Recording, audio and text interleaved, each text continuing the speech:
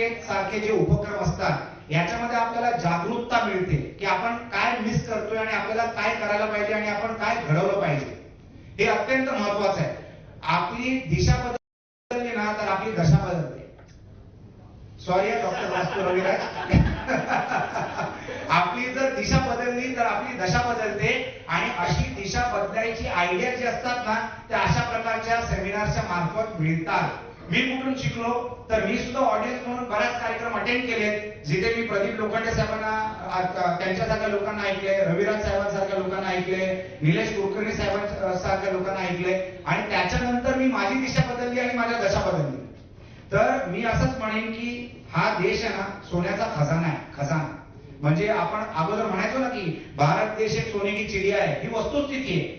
तर आपल्या देशामध्ये जेवढ्या ऑपॉर्च्युनिटीज आहेत की त्या ऑपॉर्च्युनिटीजला टॅप करण्यासाठी आपल्याला आपली क्षमता मल्टिप्लाय करणं फार गरजेचं आहे आणि अडचणीतच आपल्याला संधी दिसते. ऑब्स्टिकल्स टू ऑपॉर्च्युनिटी नावाचं मी एक पुस्तक देखील लिहिलेलं आहे.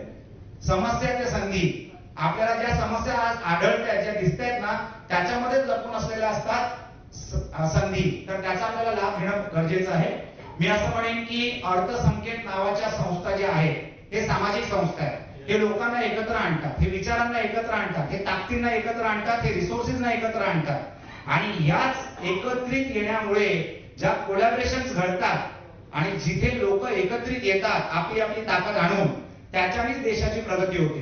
कुठचाही व्यवसाय करण्यासाठी तुम्हाला भरपूर रिसोर्सेस लागतात, भरपूर ताकद लागते.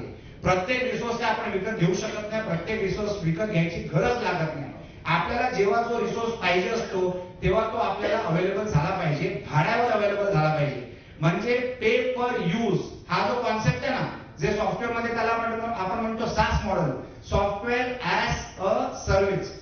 तुम्हाला ते सॉफ्टवेअर बनवावं लागत नाही, तुम्ही ती सर्व्हिस मंथली भाड्यावर घेऊ शकता. त्याच प्रकारे रिसोर्सेस सगळे आपले असले पाहिजे याची गरज नाही. आपण कोलॅबरेट करून कोलॅबरेशनच्या मार्फत प्रगती करू शकतो. तर येणाऱ्या दिवसांमध्ये एकच सांगतोय, आपल्याकडे एवढ्या संधी येणार आहेत की आपण पाहिजे तेवढी प्रगती करू शकतो. बिल्ड, ऑपरेट अँड ट्रान्सफर नावाचं जे कॉन्सेप्ट भारतामध्ये चाललेलं आहे त्याच्यामुळे पूर्ण जग भारताला एका opportunity of land of opportunity म्हणून पाहताय. The rest of the world will develop India as a country. कारण इथे लोक आहेत आणि तेच मार्केट आहे, तेच कस्टमर आहेत आणि ह्या सगळ्या संधी तुमच्या दारी आणि माझ्या दारी येणार आहेत. आपल्याला फक्त एकच काम करायचंय, जे कार्य आपण घडवतोय त्या कार्यामध्ये we should be the most visible आणि रिस्पेक्टेड ब्रँड. मना मनातील ब्रँड, घरा घरातील ब्रँड. महाब्रँड, महाब्रँड, महाब्रँड.